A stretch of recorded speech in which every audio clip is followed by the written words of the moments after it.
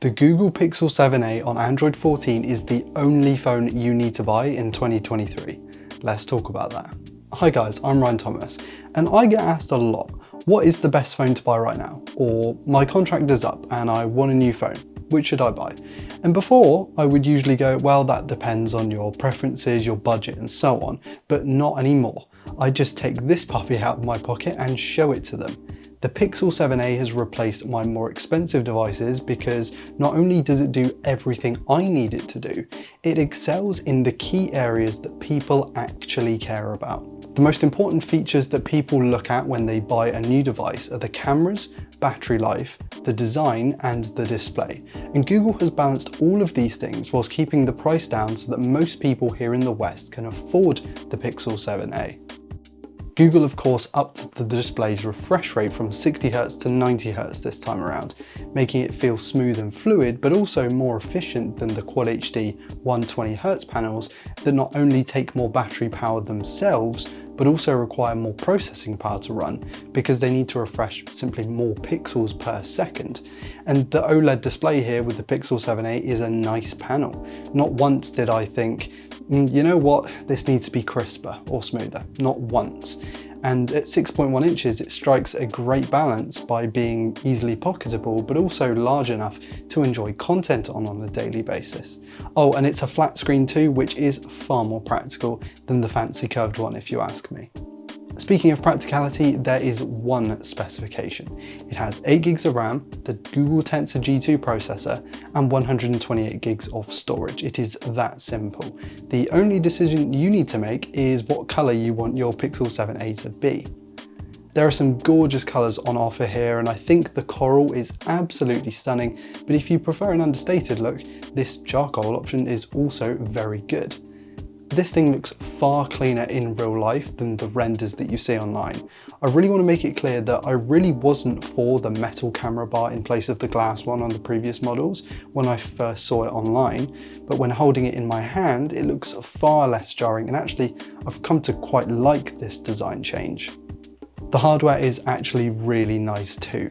Sure, it has a plastic back and the larger bezels than its bigger brother, the Pixel 7, but it retains a lot of that high-end functionality such as an IP67 weatherproofing rating, 5-watt wireless charging, and a very sturdy metal rail around the outside that feels super solid in your hand. I mean, this doesn't feel like a phone that will break easily, and after a fair few more drops than I care to admit, I can certainly vouch for its reliability and robustness. I've been rocking mine without a case and it sustained some very light surface scratches, but nothing beyond that. I can also vouch for the Pixel 7a's battery life. Now, this isn't a 2-day phone like some of the higher end stuff coming out, but this phone easily gets me through a full day every day with no dramas whatsoever. And this works out great if you charge your phone overnight, which you can safely do with Google's smart charging features that trickle charges the phone as to preserve the battery life long term.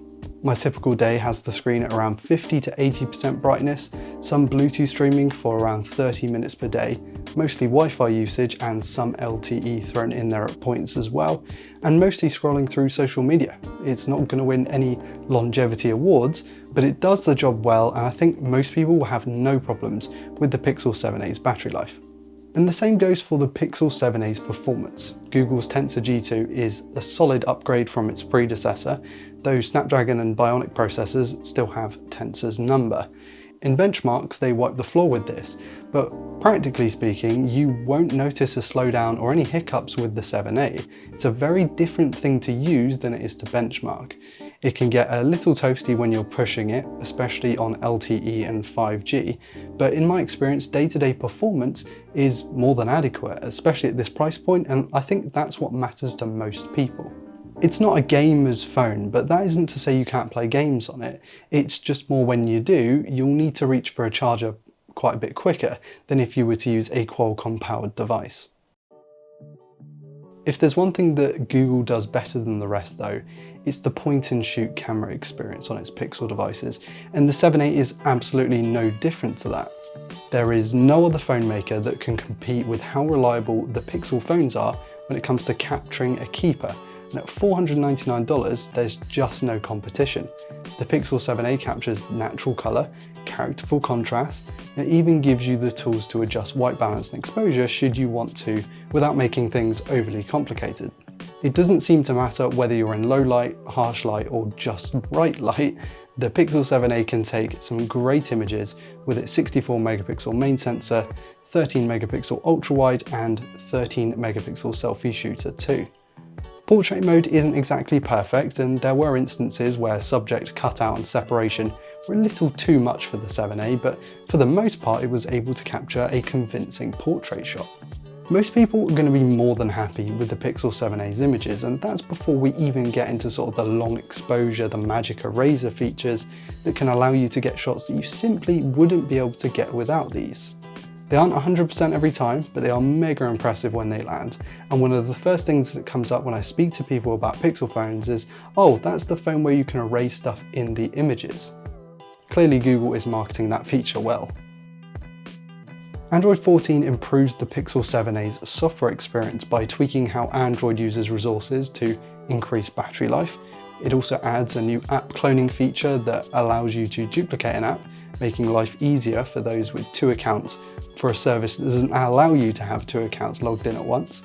And you can now make text larger if you're visually impaired, and there have been other similar smaller tweaks done behind the scenes that add up to make a more buttoned up experience. This is less of a huge feature update and one that instead tightens things up, adds a couple of new things, and makes Google's Pixel 7a a more intriguing purchase proposition than ever before. Every phone has its flaws, and the Pixel 7a certainly doesn't deviate from this norm. I found that its in-display fingerprint scanner can be a bit hit and miss, though to be fair, most in-display scanners for me are kind of like that. Like I mentioned earlier, its portrait mode isn't always 100%, and to be fair, the display could do with being a bit brighter in its HBM mode, which is where you're in direct sunlight, because in direct sunlight it can look a little bit washed out and hard to read at times. But as a whole, the Pixel 7a does everything so well. I mean, its design is inoffensive and practical with its wireless charging and IP rating. Its display is as sharp and as smooth as you realistically ever need. It lasts a full day without fail for me, absolutely fine. And its cameras are just unmatched at this price point. Throw in guaranteed security updates until May of 2028, a well-balanced form factor, and the fact that this is just $499 in the US, and you end up with something that's pretty hard to say no to. The Google Pixel 7a is the only phone you need, and it's the answer to the question, I'm due an upgrade, which should I buy? That's it for today's video, guys. I hope you enjoyed it. As always, if you enjoyed the video, then please do click like and consider subscribing to never miss an upload. I've been Ryan Thomas with Android Police, and I'll catch you later. Cheers.